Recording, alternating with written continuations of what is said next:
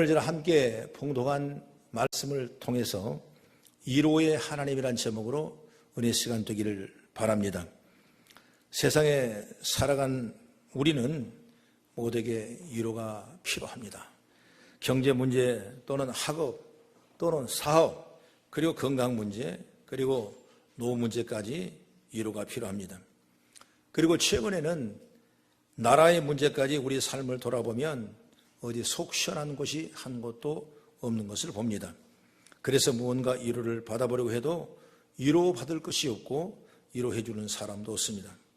그런데 오늘 저는 본문을 읽다가 하나님이 위로하신 하나님이구나, 이걸 깊이 저는 깨달았습니다. 오늘 3절의 말씀 보니까 모든 위로의 하나님이시며 그랬습니다. 바로 위로라는 건 뭐냐? 문자적으로 바로 곁에 서서 돕는다, 그 말이에요. 바로 하나님이 우리 바로 곁에서 우리를 돕는다, 그 말이에요. 그래서 이 위로를 헬라말로 발음하면 파라클레시스란 말인데, 파라클레시스, 그걸 위로하다, 그 말이에요. 그러면 성령을 팔라크레토스라고 우리는 잘 알고 있죠. 그래서 성령은 여기에 파생되는 하나의 언어로서 우리에게 위로하신 영이고 보혜사 영이시고, 그럼 우리가 예수의 영이신 성령을 끊임없이 공급받아서 우리 삶 가운데 진정한 위로가 저와 여러분의 곁에서 함께 하기를 간절히 바랍니다. 지난 3월 13일 국민일보 상담 코너에 유명한 박종순 목사님과 함께 글을 옮기는 걸 봤습니다. 이는 이렇게 상담을 했습니다. 목사님, 저희 아버지는 작은 교회 목사입니다. 그런데 요즘 많이 지치고 힘들어하십니다. 그만두고 싶다, 어디로 떠나면 좋겠다 하십니다. 곁에서 지켜보는 저도 마음이 괴롭고 아픕니다. 내가 어떻게 도와드려야 할까요? 이런 질문을 했습니다. 아마 이것은 이분만이 그런 건 아닐 겁니다. 조금씩 다르긴 하지만 이런 마음을 가진 분들이 많을 겁니다. 이런 질문에 박종순 목사님이 이런 조언을 하셨습니다. 목회자 주변을 둘러보면 교인만 있고 친구는 없습니다. 도움을 줘야 할 사람만 있고 도움을 청할 사람이 없습니다. 위로해 줘야 할 사람은 있고 위로를 주는 사람은 없습니다. 그래서 가족이 소중합니다. 함께 고민하고 아파해 줄 사람, 용기와 희망을 북돋아 줄 사람은 바로 가족이어야 합니다. 정말 필요한 말인데 때로는 그게 안 되는 경우가 있지 않습니까? 우리 모두 다 자신도 위로가 필요하기 때문에 그게 어려워진 것입니다. 지금으로부터 2000년 전에 예수님은 우리의 죄와 허물로 죽은 사람들을 보고 안타까운 마음으로 그들을 구원하러 이 세상에 오셨습니다. 예수님은 세상에 오셔서 병들고 지치고 아픈 사람을 찾아다니면서 위로하시고 연약함을 치료해 주신 분이 예수님이십니다. 때로는 소망의 메시지를 전해주셨고 잘못된 사람을 책망하고 바로잡기도 하셨습니다. 사람들의 아픔과 고통을 보시고 함께 울기도 하시고 회복을 보고 기뻐하시기도 하셨습니다. 이처럼 예수님은 우리에게 위로자로 오셨습니다. 예수님께서 2000년 전에 그랬던 것처럼 지금도 예수님은 우리를 위로하여 오셨습니다. 성도는 예수님의 위로를 받고 사는 사람들이고 성도는 위로를 경험하며 살아가야 되는 것입니다. 오늘 저는 본문의 말씀으로 하나님의 위로를 여러분에게 소개하고자 합니다. 말씀을 통해서 하나님의 위로를 경험하는 은혜가 있기를 바랍니다. 때로는 돈 문제, 경제 문제, 자녀 문제, 사업 문제, 직장 문제, 사람들의 관계 문제, 건강 문제 때문에 염려가 가득한 우리 모두가 이 시간 주님의 위로가 경험하기를 간절히 바랍니다. 할렐루야. 그럼 어디야 되냐? 첫째로 주님은 우리를 혼자 내버려 두신 분이 아니십니다. 할렐루야. 그래서 오늘 본문의 말씀 3절과 5절을 우리 같이 한번 읽어보겠습니다. 시작. 찬송하리로다. 그는 우리 주 예수 그리스도의 하나님이시요 자비의 하나님이시요 모든 위로의 하나님이시며 모든 환난 중에서 우리를 위로하사 우리로 하여금 하나님께 받은 위로로서 모든 환난 중에 있는 자들의 능히 위로하게 하시는 이시라. 그리스도의 고난이 우리에게 넘친 것 같이 우리가 받은 위로도 그리스도로 말미암아 넘치는도다 그랬습니다. 오늘 성경은 함께 있어야 위로가 가능하다. 주님은 우리를 위로하신 분이다.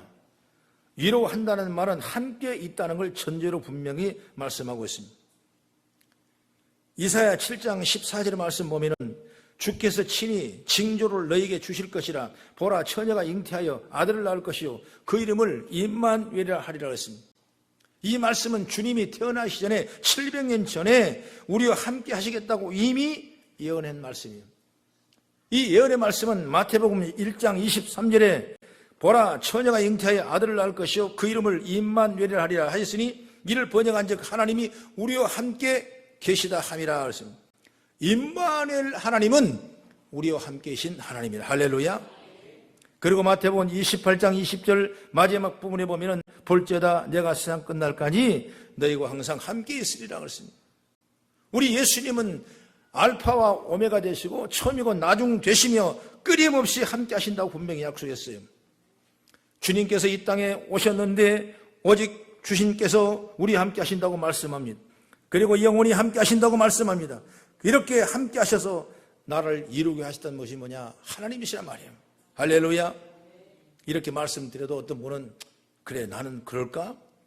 왜 나는 주님이 지금 나와 함께 하심을 느끼지 못하는 것일까? 이렇게 얘기합니다. 그러나 해답을 말합니다. 간단합니다.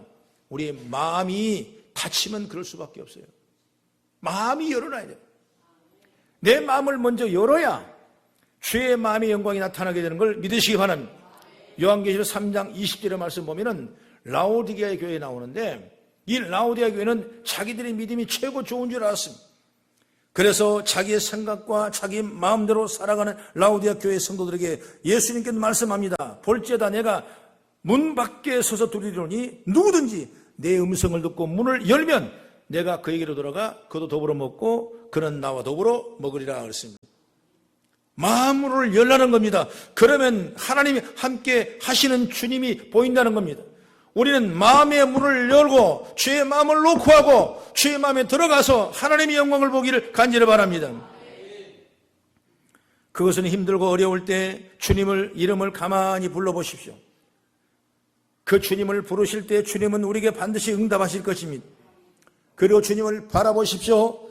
나를 위해서 나의 죄에 짊어지신 골고다 십자가를 바라보십시오. 가시관을 지시고 피 흘리신 주님을 바라보십시오. 그러면 그 주님이 내 마음에 들어오셔서 내 마음을 이루하시고 나에게 평안과 기쁨과 하나님의 큰 위로하심이 충만하게 될 줄로 믿으시기 바랍니다. 그 다음에 두 번째, 주님은 위로자로서 우리 옆에 계셔서 우리를 도우신 분이십니다. 할렐루야. 우리 8절 10절을 같이 또 한번 봉독합니다. 8절과 10절 시작. 형제들아 우리가 아시아에서 당한 환난을 너희가 모르기를 원하지 아니하노니 힘에 겹도록 심한 고난을 당하여 살 소망까지 끊어지고 우리는 우리 자신이 사형선고를 받은 줄 알았으니 이는 우리로 자기를 의지하지 말고 오직 죽은 자를 다시 살리시는 하나님만 의지하게 하심이라. 그가 이같이 큰 사망에서 우리를 건지셨고 또 건지실 것이며 이후에도 건지시기를 그에게 바라노라. 아멘. 사도 바울은 전도하면서 겪은 고난이 엄청나게 많은 것입니다. 바로 이 말씀은 아시아에서 환난을 당했는데 그 환난이 그 고난이 얼마나 큰지 살 소망까지 끊어졌다. 그렇게 사도 바울은 쓰고 있는 것입니다. 그러면 그 고난이 뭔가? 오늘 이 말씀을 자세하게 내용하는 책이 있습니다. 바로 고린도후서 11장 23절부터 한번 보겠습니다. 조금 있으니까 찾아보세요. 11장입니다. 고린도후서 11장 조금 넘어가면 됩니다. 23절부터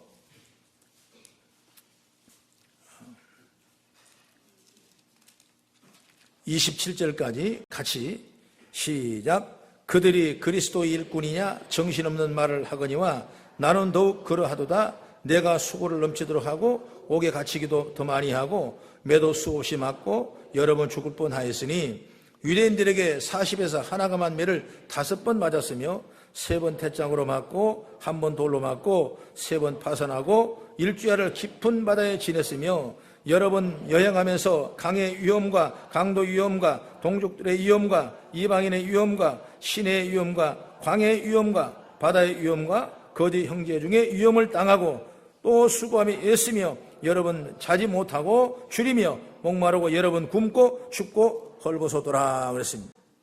정말 살 소망까지 끊어져 버리는 고난이었어요. 그러면 이 어려운 고난을 겪으면서 바울이 죽지 아니하고 넘어지지 아니하고 다시 일어날 수 있는 비결은 뭐냐? 바로 주님이 그 옆에서 도우셨기 때문에 일어날 수 있었던 것입니다. 그래서 바울은 고린도서 11장 30절에 내가 부득불 자랑할진대 내가 약한 것을 자랑하리라 했습니다. 바울이 자기 약함을 자랑할 이유는 자신의 약함을 통해서 주님이 이루어 도우심을 주셨다고 분명히 증거하고 있는 것입니다. 여러분, 바울은 간증이 수없이 많습니다. 힘들고 어려울 때 주님이 이루어하시고 힘주심을 수없이 경험했습니다. 빌립보 4장 빌립보에 가서 12절의 말씀 보면 나는 비천에 처할 줄도 알고 풍부에 처할 줄도 알아 모든 일곳 배부름과 배고픔과 풍부와 궁핍에도 처할 줄을 일체의 비결을 배우노라 그랬습니다. 그러면서 빌립보 4장 14절에 말하기를 내게 능력 주신 자 안에서 내가 모든 걸 할 수 있나 이렇게 고백했습니다. 약할 때 고통을 당할 때 어려울 때 그 과정을 통해서 하나님께 내게 능력을 주시더라 그 말이 할렐루야. 자신이 한없이 미약하고 연약하고 부족한데 주님을 불렀더니 위로자 된 주님이 옆에 계셔서 도우시고 위로해 주셨다 그 말이 할렐루야. 그래서 어려움을 이겨낼 수 있었다는 것입니다. 우리 성도도 믿음을 갖기를 바랍니다. 때로는 기도하면 응답받는다는 이야기를 듣고 그걸 당연하게 생각합니다. 그런데 그렇지 못할 때가 여러분 있지 않습니까? 너무나 간절히 심지어 금식하며 기도하고 기도 제목이 응답되지 않을 때가 있었던 것입니다. 여러 해를 기도해도 기도가 응답되지 않는 일들을 보면서 낙심하기도 하고 여러분 절망하기도 한 것입니다. 어떤 사람은 이럴 때 심지어 사망에 막혀있고 하늘까지도 막혀있는 것 같은 느낌이 들 때가 있는 것입니다. 여러분 이때 어때야 되겠어요? 우리가 주님을 가만히 불러보십시오. 그냥 그분의 이름을 불러본 그러면 됩니다. 그러면 하나님의 은혜가 임합니다. 다른 방법이었어요. 위로의 하나님께서 나를 위로해달라고 간절한 마음으로 주의 이름을 부르면 하나님의 놀라운 은혜와 축복의 역사가 일어나게 되는 것입니다.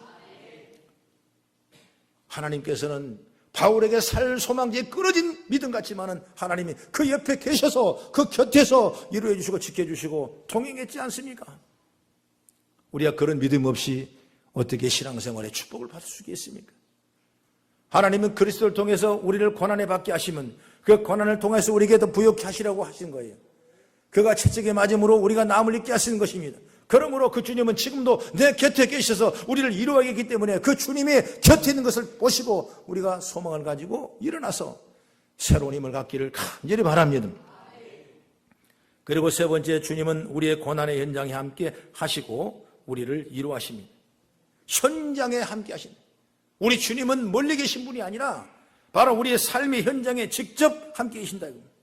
아까 우리 사도행전 아까 고린도 후서 본문의 8절 10절 읽어봤지 않습니까? 그것이 뭐냐? 사도 바울이 경험한 내용이에요. 사도 바울은 이와 같이 절망과 고난의 현장에서 자신을 이루어하시는 주님의 은혜를 수없이 경험합니다. 그리고 사도행전 27장에 보면은 그가 로마에 향해 배를 타고 갔을 때 그 배가 항해하면서 침몰하는 위기가 있었는데 그때 뭡니까? 유라굴로라는 광풍이 온 바람을 일으켜서 배 안에 모든 사람이 너무나 힘듭니다. 얼마나 파도가 됐으면 화물을 이미 다 버렸고 배가 이제 파산하여 언제 죽느냐 시간만 남았던 것입니다. 그게 배에 있는 276명은 얼마나 두렵고 떨고 외로움의 위기가 있었겠습니까? 물론 그건 바울도 마찬가지입니다. 바울이라고 죽음이 두렵지 않는 건 아니죠. 물에 빠져 숨이 막혀 죽는다는 생각하면 얼마나 두렵고 어렵겠습니까? 그런데 그런 절망적인 상황에서 주님은 바울에게 말씀하셨어요. 바로 바울이 기도한 주의 음성을 듣게 되는 것입니다. 그 받은 말씀을 사람에게 전했습니다. 사도행전 27장 22절 24절의 말씀 보면은 내가 너희를 권하노니 이제는 안심하라. 너희 중에 아무도 생명에는 아무런 손상이 없겠고 오직 백분이라. 내가 속한 바 곧 내가 섬기는 하나님의 사자가 어젯밤에 내 곁에서 말하되 바울아 두려워하지 말라. 내가 가이사 앞에 서야겠고 또 하나님께서 너와 함께 항의하는 자들을 다 내게 주셨다. 바울이 고난의 현장에서 자신과 사람들을 이루하신 하나님의 음성을 들었습니다. 그래서 25절에 말합니다. 그러면 여러분이요 안심하라. 나는 내게 말씀하신 그대로 되리라는 하나님의 말씀을 믿노라 그랬습니다. 두렵고 떨고 배가 파서간 직전에 있는 그들에게 걱정하지 마라. 안심하라. 내가 하나님의 말씀을 들었다. 믿어라. 나는 내게 말씀하신 그대로 되리라는 말씀을 내가 믿는다고 말이에요. 여러분 믿는 건 뭐냐? 사람 보고 믿는 것이 아니라 말씀 보고 믿는 겁니다. 오늘 우리 주님은 본문의 말씀에 우리를 이루하신 주님이라고 그랬어요.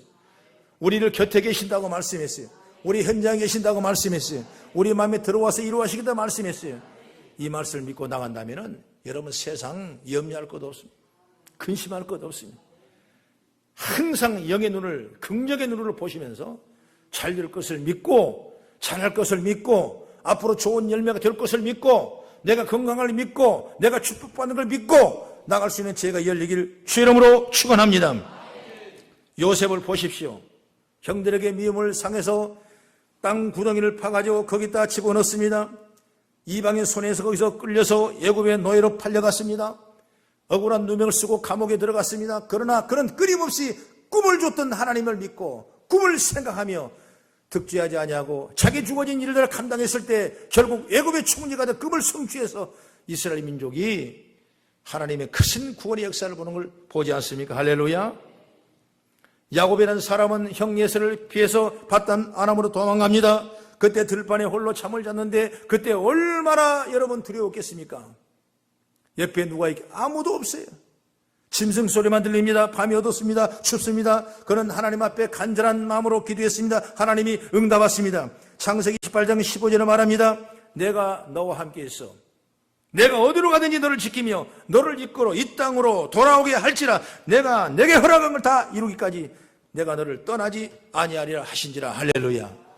하나님은 내가 기도하면, 내가 주님 바라보면, 내가 주님의 이름을 부르면 하나님께서 우리에게 믿음의 축복과 위로하심과 넉넉함의 역사가 일어난 줄 믿으시기 바랍니다. 여러분 예수님을 보십시오. 이제 십자가를 지고 예수님께서는 인류의 죄를 감당해야 될 텐데 여러분 얼마나 고통과 얼마나 아픔과 얼마나 어려움이 앞에 동착했습니까?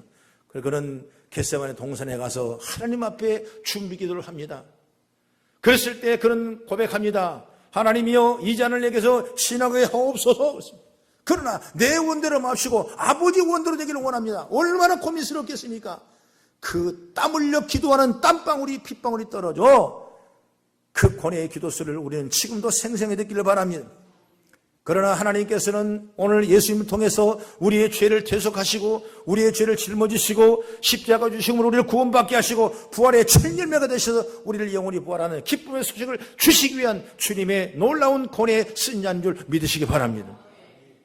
나는 가끔 병원에 가면 성도들이 입원할 때 보면 환자복을 입고 홀로 수술실로 들어가는 환자를 봅니다.